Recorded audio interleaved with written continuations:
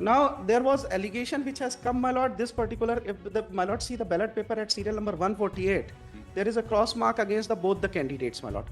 We have raised objection that this was standard. my lord. ये No, but standard था. this otherwise ought to have been rejected, my lord. नहीं, ये तो standard है ना. हाँ, सिंगल क्रॉस है, लेकिन दोनों कैंडिडेट के सामने क्रॉस लगाना जो है, that would amount to rejection of that ballot paper. हमारा ये कहना था कि this is manipulation, my lord, which occurred during course of proceeding when the ballot paper were exhibited. Now second आप देखेंगे, सेकंड में शंकर गुप्ता के सामने 2 क्रॉस लगे हुए हैं. थर्ड देखेंगे 3 क्रॉस लगे हुए हैं.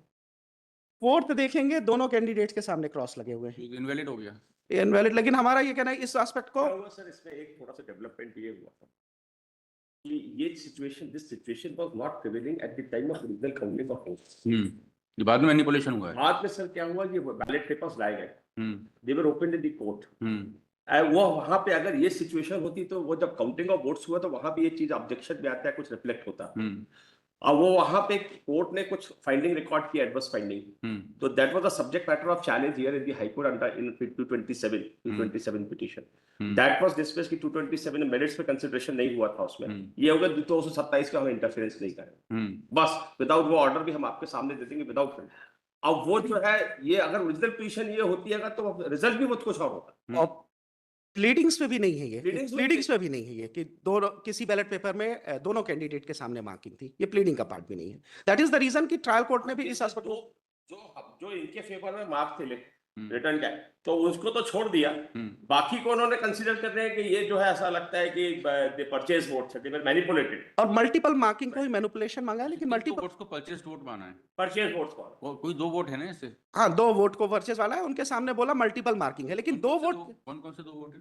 2 वोट जो है उन्होंने ये कहा कि जो इसका सुशीला सिंह और हिमांशु तिवारी, दोनों वोटर है. ये दोनों वोटर है हिमांशु तिवारी इनको. और ये इसका इन्फरेंस इससे ड्रॉ किया कि बैलेट पेपर में मल्टीपल मार्किंग है, लेकिन बैलेट पेपर में मल्टीपल मार्किंग जो है वो की बैलेट बताइए कौन-कौन से. ये बैलेट कोई आइडेंटिफाई नहीं हो सकता, सीक्रेट बैलेट है. किसी का बैलेट नंबर नहीं है. किसी का बैलेट नंबर, क्योंकि otherwise there is a violation of secrecy of vote. तो ये हम असर्टेन नहीं कर सकते. और मल्टीपल मार्किंग सिर्फ शंकर गुप्ता के नाम के सामने नहीं है, आपका बाकी इनके नाम के सामने भी मल्टीपल मार्किंग है. कितने बैलेट पड़े थे? 15 वोट थे, 15 पार्षद थे. इनडायरेक्ट इलेक्शन अध्यक्ष. आप अगर बैलेट पेपर 170 पेज नंबर 170 पे देखेंगे तो इलेक्शन पिटिशनर के बैलेट के सामने भी, नाम के सामने भी मल्टीपल मार्किंग है. 2. इसके आगे देखें 3. इसके आगे देखें 4. तो ट्रायल कोर्ट की जो फाइंडिंग है वो लास्ट में वो क्लियर फोटोकॉपी में नहीं हुआ है. मतलब 1 मिटा देगा, 2 मिटा देगा, 3 मिटा देगा, 4 कहां से मिटाएगा? 4 कहां से मिटाएगा? तो ट्रायल कोर्ट की ये फाइंडिंग कि मल्टीपल मार्किंग जो है ये प्रॉपर नहीं है, that does not seems to be और एलिगेशन इसी से फॉल्सिफाई हो जाता है कि इससे कोई आइडेंटिफिकेशन नहीं हो रहा कि कौन वोटर है. We can not identify those voter कि ये वोटर, और इनवैलिड तभी होगा whence the voter can be there, it contains such marking जिसमें कि आपका आइडेंटिफिकेशन हो सके. जो शंकर प्रसाद के फेवर में है मल्टीपल मार्क, वो तो कोर्ट ने कंसीडर किया कि ये लगता है कि ये जो है लोगों को जो है अप्रोच किया, but others have not been taken into consideration. यही है ना. नाउ ये बैलेट, और मेरा प्राइमरी ऑब्जेक्शन इसमें यह है कि बैलेट पेपर को एविडेंस की तरह ट्रीट किया गया है, which is outside the scope of election petition. And there is a manipulation. इसी एस्पेक्ट पे आता है कि जो 2 बैलेट पेपर्स पे मल्टीपल दोनों कैंडिडेट के सामने मार्किंग है, ये मार्किंग की कहीं प्लीडिंग भी नहीं है कि दोनों कैंडिडेट्स के सामने मार्किंग थी. तो बैलेट पेपर की सैंटिटी जो बची हुई है वो भी डाउटफुल है कोर्ट के सामने जो आई है, क्योंकि अदरवाइज 15 बैलेट पेपर्स में अगर दोनों के नाम के सामने मार्किंग होती तो ये ऑब्जेक्शन आपका काउंटिंग के वक्त आना चाहिए था. ये ना उनकी प्लीडिंग में है ना काउंटिंग में है. इन्होंने क्रॉस भी नहीं किया है उस संबंध में कि मल्टीपल मार्किंग जो है, उसने अपने डेपोजिशन में भी नहीं बताया है चीफ में इलेक्शन पिटिशनर ने कि किसी बैलेट पेपर में दोनों कैंडिडेट के नाम के सामने मार्किंग था, लेकिन उसको रिजेक्ट नहीं किया गया. कितने वोट्स हैं जिनमें दोनों के नाम के सामने मार्किंग है? दोनों के नाम में मार्किंग 2 वोट पे है. 2 वोट हैं. 2 वोट है. 15 वोट में से 2 गए तो 13 बचे. 13 बचे. 13 में क्या स्थिति है? 13 में स्थिति जो है हमारे फेवर वाले वोट हो रहे हैं, तो हम तो माइनॉरिटी में आ रहे हैं.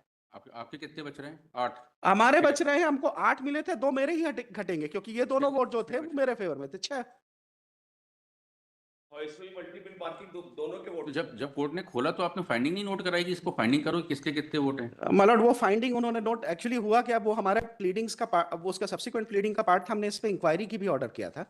हुआ क्या कि जब मेन कैंडिडेट्स का क्रॉस हो गया, जब हमारे मेन काउंसिल से when the ballot paper envelope was opened, मतलब so did you not request the court to record my the lord, finding? my lead counsel was not there, present there, my lord. It was open in very casual manner. We never anticipated that it will be opened in Such such a a record casual. is opened, usually the court records its finding. My lord, आज खोला गया और ये देखा गया, my lords, जिससे कि आगे कभी कोई मैनिपुलेशन हो तो देखा जा सकता वो उन्होंने रिकॉर्ड ही नहीं किया। My lords can see इसका बैलेट पेपर खोलने का जो एविडेंस है P2 में है, ये गवाही के दौरान कैजुअली खोल लिया गया। है। इस डेट की प्रोसीडिंग है? कौन ये सा? 12/8/2024 की प्रोसीडिंग है। P2 में डेपोजिशन के बीच में ये खोला गया है। मेन क्रॉस हो गया है, मेन क्रॉस हमारे कैंडिडेट हमारे तरफ से भी क्रॉस हो गया है। अब ये क्रॉस चला रिस्पोंडेंट नंबर 3, 5, 6, 7, 10, 12 और 13 जो कि ये देखिए कोर्ट की ऑर्डर शीट है। जी सीलबंद लिफाफे को खोलकर उसमें निकले प्रपत्र को प्रदर्शन करने के उपरांत लिफाफा पुनः सीलबंद पुनः किया। सीलबंद किया गया। तो फिर ये सीलबंद कब खुला? ये सीलबंद दोबारा खुला आपका जब वो कॉपिंग के लिए गया, कॉपिंग के लिए अनअटेंडेड पोजीशन में गया है।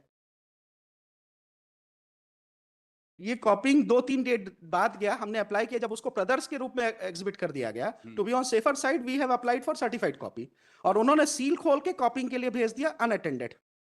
26 में देखेंगे इन्होंने एक पैरा, ये फॉर्मल कैंडिडेट है, ये कंटेस्टिंग नहीं है, ना हमने रिक्वेस्ट किया ना इलेक्शन पिटिशनर ने रिक्वेस्ट किया बैलेट पेपर खोलने के लिए। जो नॉन कंटेस्टिंग कैंडिडेट है उन्होंने वो क्या फॉर्मल कैंडिडेट है, उन्होंने क्रॉस के दौरान कहा है कि नोट लगा है इस स्तर पर अनावेदक क्रमांक 3, 5, 6, 7, 10, 12 एवं 13 की ओर से अशोक पांडे अधिवक्ता ने निवेदन किया मत पत्र को खोला जाए। न्यायालय द्वारा दिनांक 12/7/2024 को मुख्य नगर पालिका अधिकारी मझौली श्री अमित कुमार द्वारा एक सीलबंद लिफाफे प्रस्तुत किए गए जिनमें नाम निर्देशन फॉर्म अक्षर होने पर साथी की मांग, मतदाता सूची, मतदाता प्रदायक सो एंड सो का विवरण सीलबंद लिफाफा वीडियोग्राफी सहित प्रस्तुत किया। सीलबंद लिफाफे को उभय पक्षों के समक्ष खोलकर देखा गया, जिनमें 3 बंडल में लाल कलर में रबड़ लगे, एक बंडल में कलर की रबड़ लगी हुई, हमें हरे कलर में रबड़ लगी बंडल का लिफाफा खोला गया जिस पर आपने सर्टिफाइड कॉपी के लिए अप्लाई कब किया? हमने सर्टिफाइड के कॉपी के लिए जो अप्लाई किया है 1 महीने बाद किया है हमने। कब अप्लाई किया आपने? मतलब आई एम चेकिंग दैट 14/8/24 को अप्लाई किया आपने? मतलब 31/8 का है ऑर्डर शीट। जो ये प्रतिलिपि विभाग में जो भेजा गया ये अनअटेंडेड पोजीशन में भेज दिया गया। यूजुअली काउंटिंग हॉल में बॉल पेन रखना भी मना रहता है to avoid this kind of manipulation. कल आवेदन रिकॉर्ड में है? नकल आवेदन कॉपिंग में चला गया होगा, कोर्ट के सामने आया था। कोर्ट के सामने तो आया, कोर्ट परमिशन कहाँ देती, चला गया होगा? वो वहां चला गया होगा। रिकॉर्ड का पार्ट मुश्किल है उसका होना। और इसके बाद जब हमको कॉपी मिली तो हमने तुरंत अप्लाई किया कि साहब ये मैनिपुलेशन है, this should be subjected to scientific test. ये बैलेट यहाँ आए हैं क्या? बैलेट यहाँ आए हैं, सील लिफाफे में बंद है, वो स्कैनिंग में लिफाफे में बंद है ये बैलेट पेपर्स। एक सीडी है और एक बैलेट पेपर का। 8/4/25 बाद में फिर खोले गए हैं। बाद में फिर से किसी ने कॉपी के लिए अप्लाई किया होगा तो फिर से खोले गए होंगे। Everybody was taking copy of that ballot paper. This procedure is highly objectionable, my lord. ये वहां भी रेज हुआ है कि विचारण के दौरान छेड़खानी हो गई है। My lord, हमने ये एप्लीकेशन पेश किया है and that was a ground के साथ प्लीडिंग। अगर ये पोजीशन ओरिजिनल होती तो ये आपका प्लीडिंग का पार्ट होती। This manipulation is not the part. Counting was in the presence of agents, counting No, agents. my lord, in the presence of candidate himself, candidate themselves. क्योंकि ये क्या है, इनडायरेक्ट इलेक्शन है, वोटिंग होके तुरंत counting होती है। और इनके चीफ में भी कहीं नहीं, ना तो इनके इलेक्शन पिटीशन में कहा गया है ना तो चीफ एग्जामिनेशन में कहा गया है। मान लेते हैं कि 2 बैलेट पेपर आपके, My lord, but there is a finding that 2 ballot papers have been procured by fraud, by bribery. my lord, my lord, वो कम होंगे तो फिर आप कम हो जाएंगे। my lord. So that has to be seen. In that circumstances bribery अगर जाता है तो हम करप्ट प्रैक्टिस के गिल्टी होंगे, करप्ट प्रैक्टिस के गिल्टी में तो हम वैसे भी डिस्क्वालीफाई, उसकी काउंटिंग का कोई मतलब नहीं रहता। लेकिन ये बात भी जो होती है, 2 बैलेट पेपर जो प्रोक्योर करने के लिए ब्राइबरी का एलिगेशन है, I will deal with that allegation. क्योंकि उसमें क्या है, ना तो वो दोनों लोगों को एग्जामिन कराया गया है, सिर्फ एफिडेविट के बेसिस पे ये फाइंडिंग दे दी गई कि ब्राइबरी की गई है, और एफिडेविट को प्रॉपर्ली एग्जिबिट भी नहीं कराया गया है। Plus those 2 voters can not be identified. Identification का जो पर्पस उन्होंने दिया था कि सब मल्टीपल क्रॉस, हमने एक से कहा कि 2 क्रॉस लगाओ, एक से कहा कि 3 क्रॉस लगाओ, लेकिन 2 क्रॉस की अगर हम देखें तो 2 क्रॉस की एंट्री 3 बैलेट पेपर्स में है। तो एक चीज थोड़ा सा चार्ट बनाया है, आप इसको पहले से देखते हैं। हाँ। हमारे एक सीरियल नंबर 6 एक बैलेट पेपर्स का चार्ट है, सिविल डिवीजन 1134 में the position would make it clear.